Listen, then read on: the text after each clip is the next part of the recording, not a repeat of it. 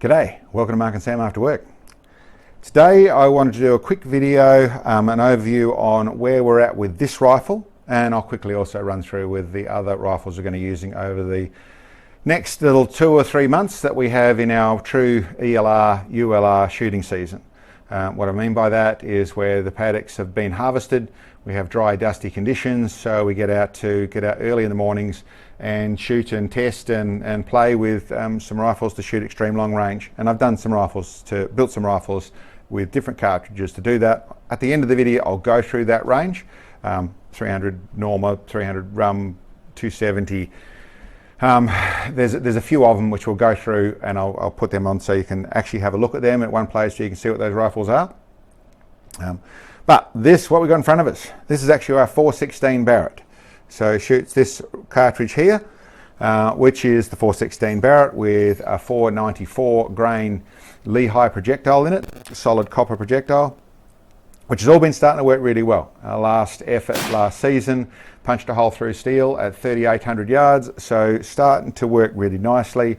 But I still want to improve things. I'm learning from this platform, designing things, developing things, and I just wanted to show you the next bits and pieces we're up to. First off, what is it? On there, man. It's Dolphin chassis, really nice big heavy Dolphin chassis. I've done a little bit of work with bag riders and bits and seats down the back of it, modified for what I want to do, but nice big solid chassis. It's got the Barnard GP action in it, so the 50 BMG action in it. It's got the Walther Luther barrel, It's got I've forgotten how to say that. I'll list that. Barrel at 36 inches long, so 111 twist, which was all chambered and threaded by Brett over at Brett Thompson Gunsmithing. My own custom designed big heavy muzzle brake on the front of it. Down the back here, it's actually got a 60 MOA rail. It's a car that was made by Barnard to go with their system. It's got the Barnard trigger in it as well, so all that is tried, proved target stuff, works really well, super sturdy. On top, one of my floating scopes, and I have half a dozen different floating scopes. I'll go through that as well.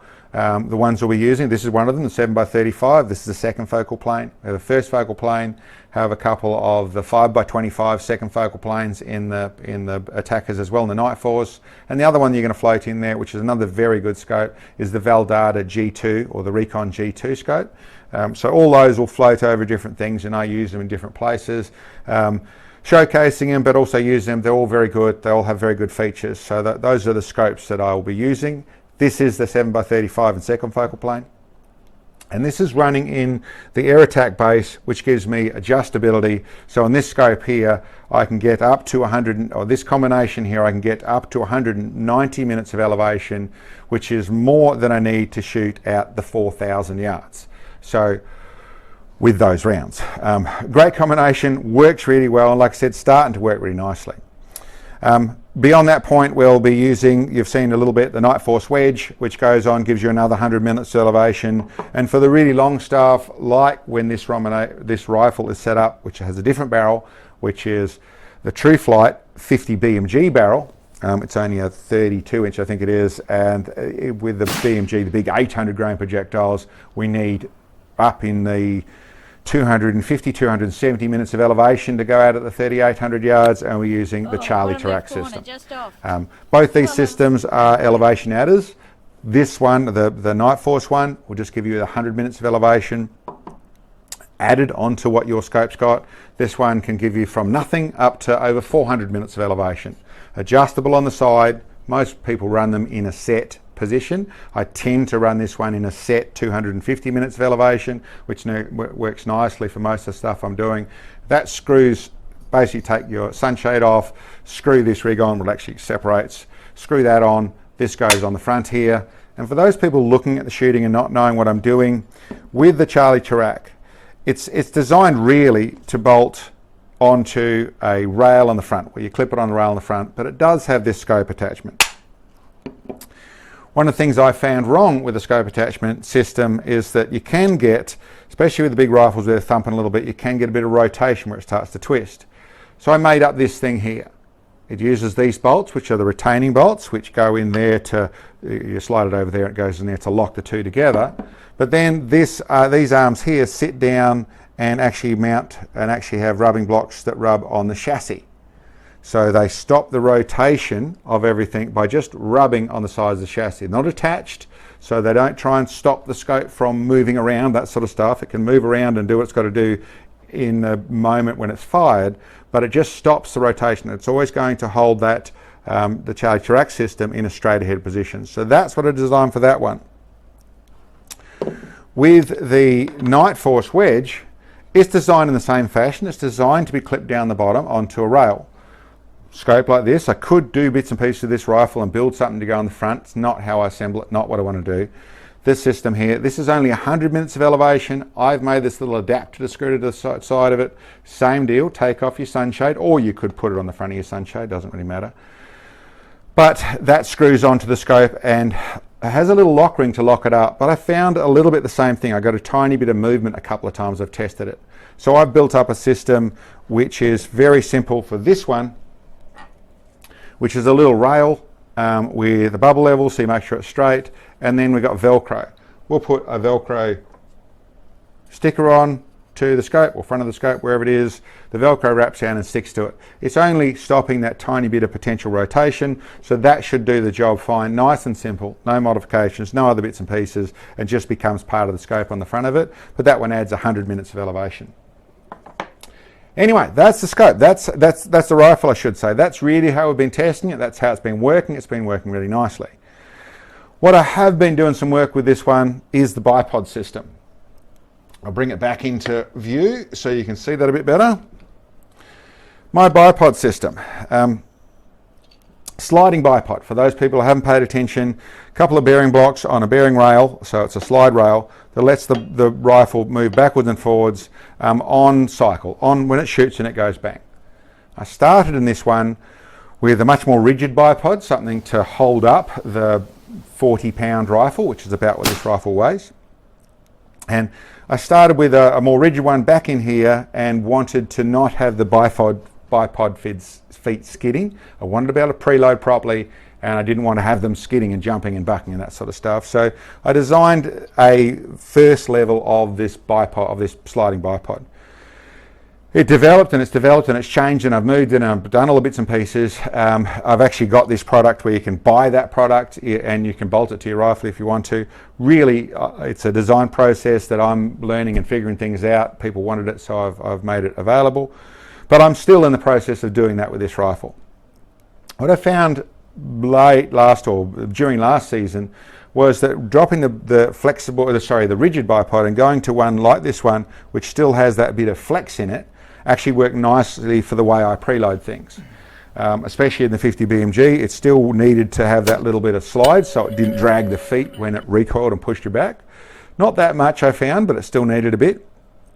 And so then I came up with, started to shoot like this. Now, shot really well. We'll put a hole through steel at 3,800 yards, pretty good group, but I still found there's a bit more movement than I want to be, a bit more barrel lifting, and really I found there's a bit of torque, which is what you're going to expect with a 500 grain bullet accelerating to 3,400 or 3,300 feet per second sort of stuff. There's a fair bit of force going on, a fair bit of torque going on.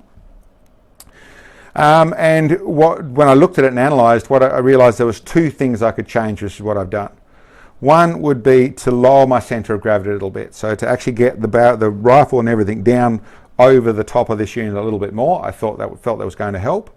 But what I was actually doing there is getting my bipod feet to get wider, so they're out wider still.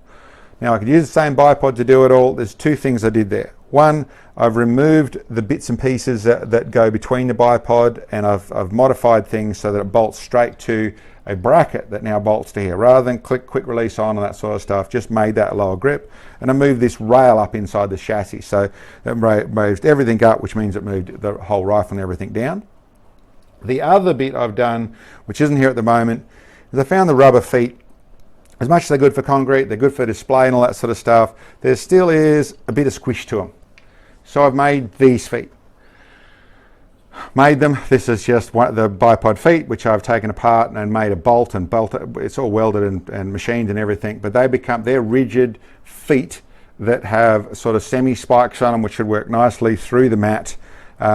that are going to go onto this point. There's two things that does. One is that the height I've lost here by lowering my centre of gravity might ultimately hurt me when I'm trying to get to the longer shots. So by making these feet, I've replaced that height, but it also turns into width. So they're solider and they're wider. Simple as that. So I should have got to, well, we'll see. Like I said, it's R&D, research and development, but I feel I've probably hit the nail on the head. This is in a pretty nice place. It's also pushed it further forward, which is not a bad thing for a rig like this. It's a bit harder to set them up when you're trying to shoot, but we're not exactly talking a tactical run and carry rifle here. This is a set up and shoot it from that position. So you've got to set it up. It's a bit further out of your road, and it being so far forward, it's going to be crawling up and back to do it. But once set up, this locks up nicely and should work really well. So I'm hoping for very good things. That's pretty much the list with this one. That's where it's at. Everything, like I said, the load side, I should say, I'm probably going to run a little more powder in it this time. I've got to where everything's settled down. We're starting to work pretty nicely, but I still haven't even found pressure signs or any of that sort of stuff. So I'll probably run it a little bit harder. You know, we're up in the, I don't go into specific loads, but up in the 200 grains of powder behind a 500 grain bullet. So there's probably a little bit of room to move, but it is certainly, it's got a fair bit of thump to it, a very, very efficient round. And we may even try it out at even longer, like out at the 3 miles this year. We'll see. We've got our 375 Gibbs, which has been doing a awesome job, and I feel probably is a slightly more accurate combination, but this one's got to be getting there. Everything is starting to really work well with it, even for such a big thump up. Anyway, that's that one. Let me put this away and I'll quickly run through all those other rifles of what we've got coming up for the ULR series. Okay, first one up for this moment is one for the people who watch our channel regularly. You know that we're shooting it inside the last couple of weeks.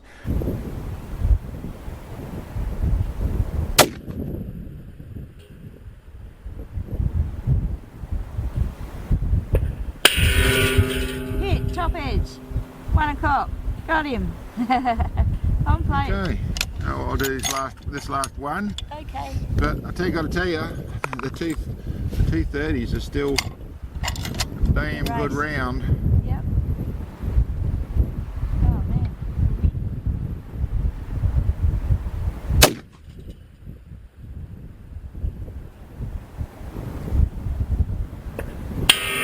This is our 300 Win Mag, 6 o'clock. which we have more testing to do with. We're basically testing in the 230 to 245 to 250 grain A-tip, so the 230 and 245 burgers, but really stretch it all out, really in this new combination that's now come up with. Now it is it's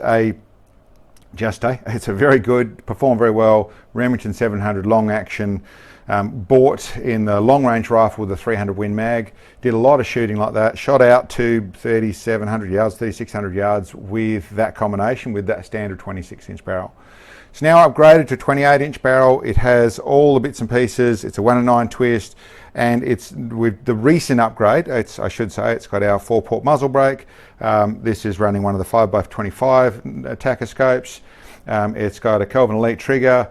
It's recently been upgraded to this new ACC chassis. So great chassis, really strong mono chassis from MDT. And I've built myself a barrel guard system for the front of it, slightly modified one, testing that to run our Bipod system in the front of it.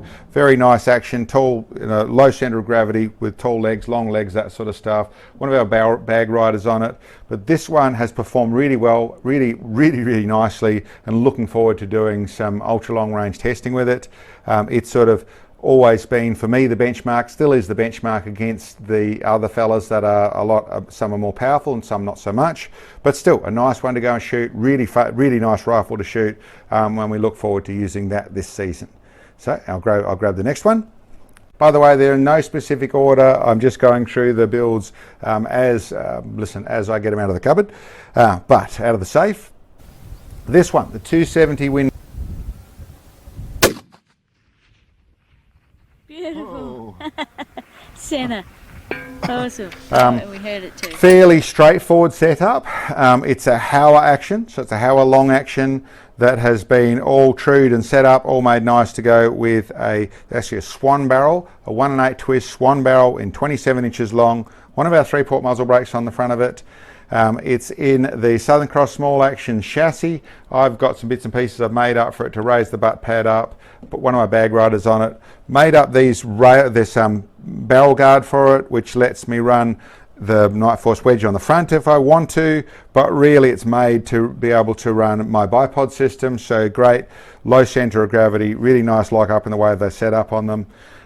It is basically set up, we have a ULR rail on it, a 60 MOA rail. On the top of this one, a couple of things. One, we have the Veldata. It's one of the ones you'll see periodically. Great long range or ELR scope. It's the Recon G2. I actually made a custom air attack rail, which means that this has adjustment in it. So this little combination here has over 200 minutes of elevation just by itself, which might do what we're going to do with the 270, but we could obviously mount the either of the air attack or the Night Force wedge on the front, all set up to be able to do that. Just a standard trigger, just a little bit of a trigger job to that, get it down to the 1.5 pounds, an MDT bag rider on it, and a bolt knob put onto the Hauer, actually on the Hauer bolt. So really looking forward to this one. I haven't, like I said, haven't pushed the 270 out other than the 1200 yards. We're running the 170 grain Berger extreme outer limits bullet, so looks like good. All the efficiencies look great, you know, for essentially a neck down 3006. This thing looks like it's going to perform really well. Really nice to shoot what we have done, and really looking forward to stretching it out over 2000 and see how it actually performs. But anyway, that's that one. I'll get the next cab on the rank and we'll talk about that one. Okay, this fella here. This is really nice to shoot. This is actually, at the moment, set up in the 300 RUM, 300 Remington Ultra Mag. This rifle also has a barrel for the 300 PRC. In both forms, shot really, really well. Really nice, both. This, I suppose I'll go through the rifle. It's another Remington 700 long action that's been trued. Nice new stainless action, that's what that one is. Running a Kelvin Elite dual stage trigger in this one, so that works really nicely as well. I'm probably a little bit more of a single stage, but anyway, that's a Kelvin Elite, nice, back down at 1 pound, so shoots really nicely. The extra feature with this one here is this is the GCPD chassis, which is they built specifically for us. It's the type of chassis that you can go and buy, made with the spigot to be able to run our Bipod system on the front of it, but otherwise you're looking at their chassis. I've got a slightly different bag rider, but you're looking at their chassis. Really nice chassis, really works really, really well, really transmits the shot really nicely, really nice to shoot with. I have on top of it another URL, a 60 MOA URL rail, Mirage URL rail, so a steel rail that's made in 60 MOA. It has a 28-inch Krieger barrel with one of our 4-port muzzle brakes on it. This is only a tiny bit down the profile, comes down to 30 millimeters. It's 31.6 at this end with about that much of knock essentially, but very, very simple, very nice setup in the way of the rifle. I've run all scopes on it. It's sitting at the moment is the 7x35 in the first focal plane scope. This thing shot really well, and the RUM cartridge performed really well. Really happy. At the moment, it's probably a tiny bit above the Norma, but I haven't really tested enough yet. They seem to be pretty close to neck and neck. Might end up the other way around. It probably has the advantage in the fashion of it is just a Magnum bolt face rather than needing to go to the Lapua bolt face, so it fits inside the normal Remington 700 action a little bit nicer, but really they're very, very similar, both performing very well, so super happy with it. We've just shot this one out at the 2900 yards.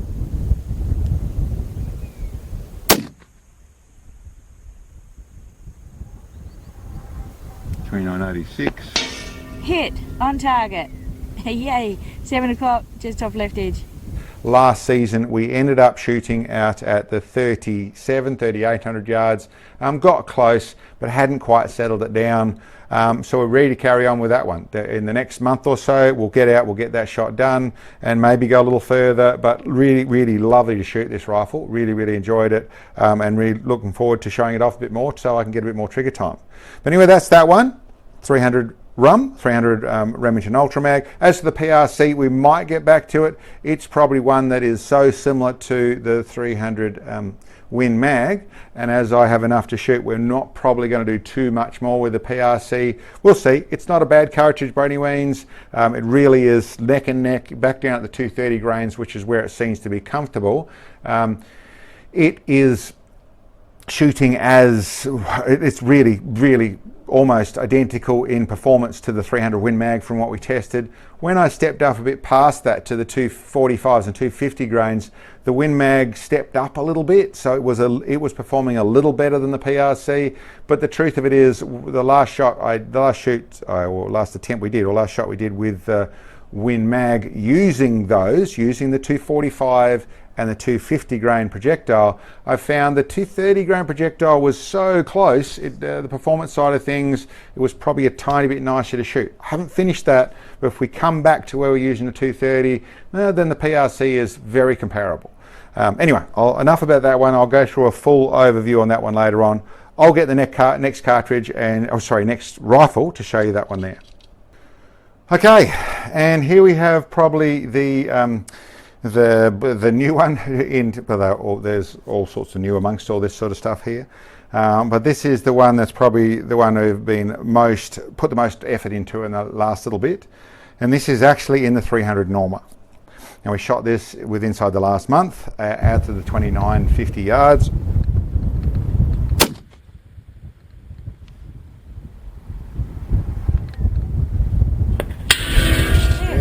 Top right corner. On there. Okay, well. There's your backup. Okay, well listen, I'll just do one more and see where this goes, and then we'll call it a, because it's just not the conditions for it. Yep, okay.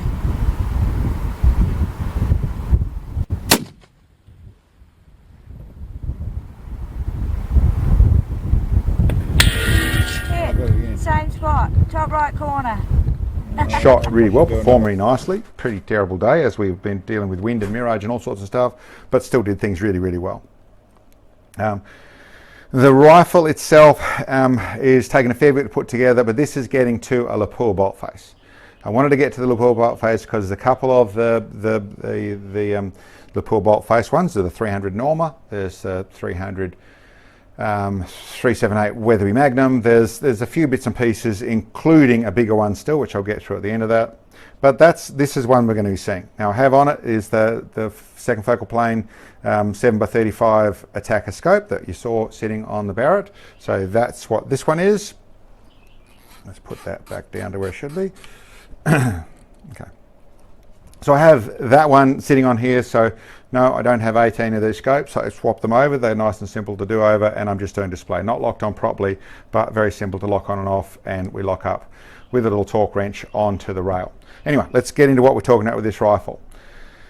This is, with great help from Barnard, a action. This is the lapel bolt face action. First time I've done this is a right-hand bolt. The actual feed is on the other side here. So works quite nicely for how I shoot. It's another one of the Barnard triggers, so set down just under a pound. Beautiful trigger, really nice strong action, all that sort of stuff is really good.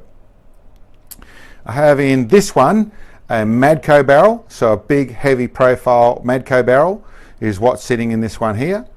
1 and 9 twist, the same as the other ones, and we're out at the 29, just over 29 inches. So all that sort of stuff worked really well. One of my 4-port muzzle brakes again, so this setup is all done in super heavy duty.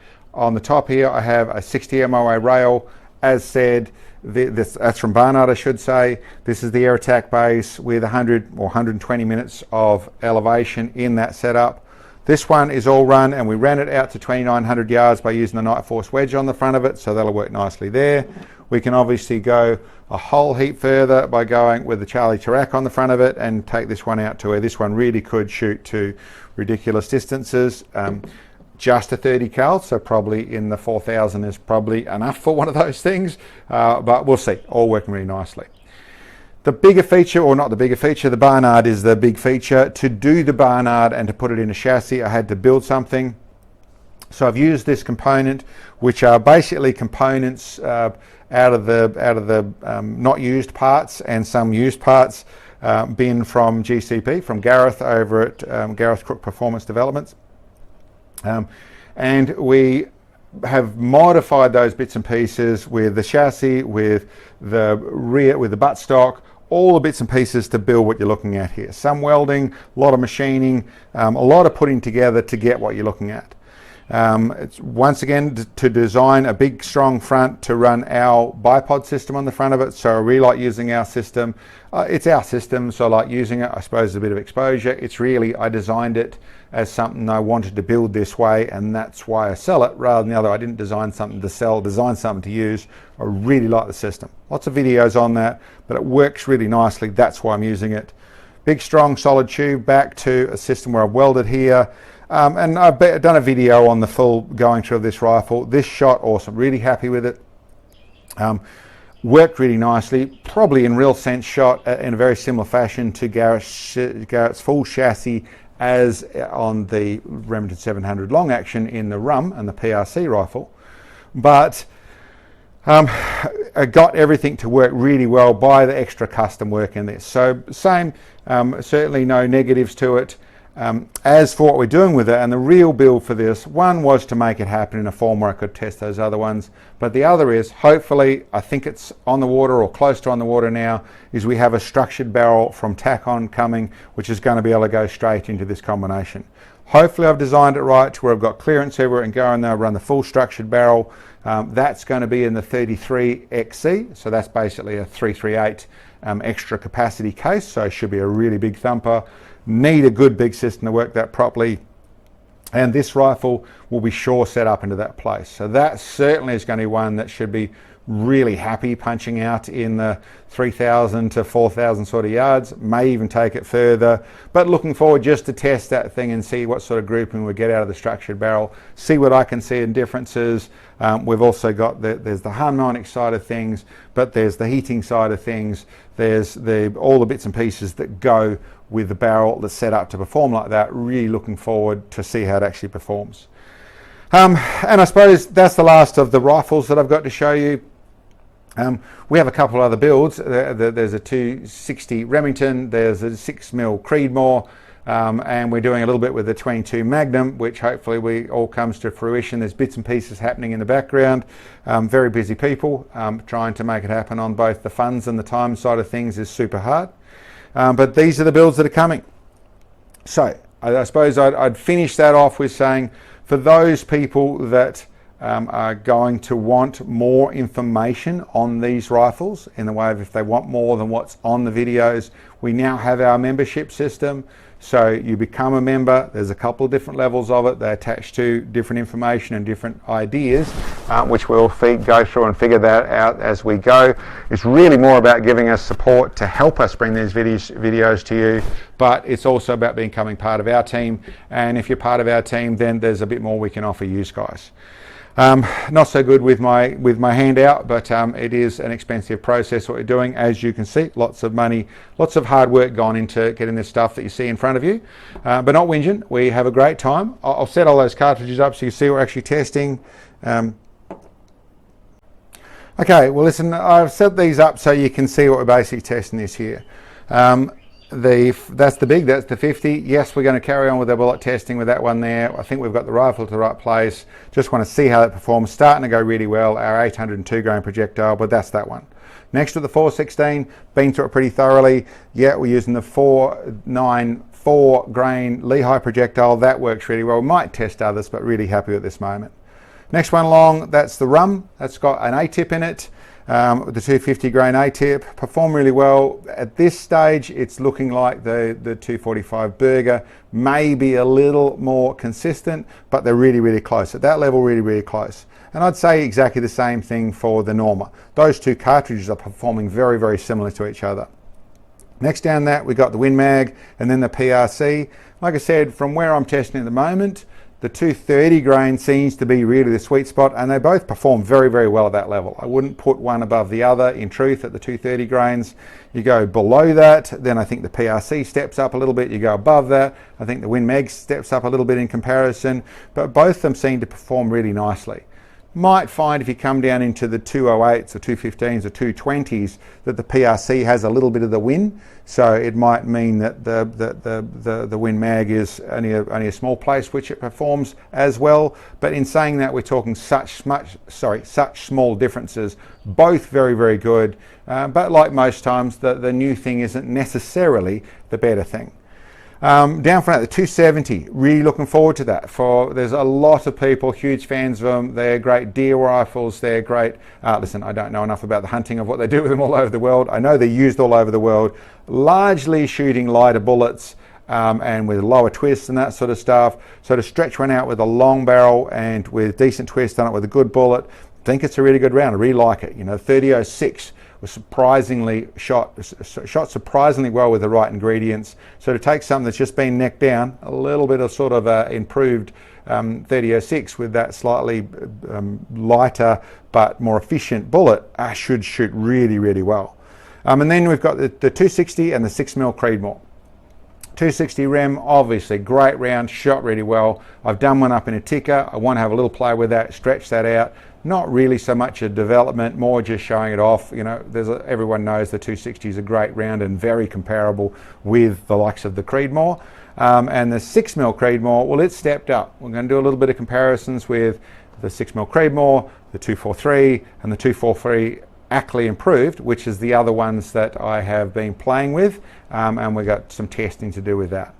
Anyway, that's about what I can tell you guys. Thank you very much for checking in, and I suppose it's just about Christmas, or it is Christmas whenever you're viewing this. Merry Christmas from me and Sam. Great to have you along for the year. New Year's coming up, so for people who are seeing it then, you have a great New Year as well. And thanks for checking in on us, guys. We'll catch you next time.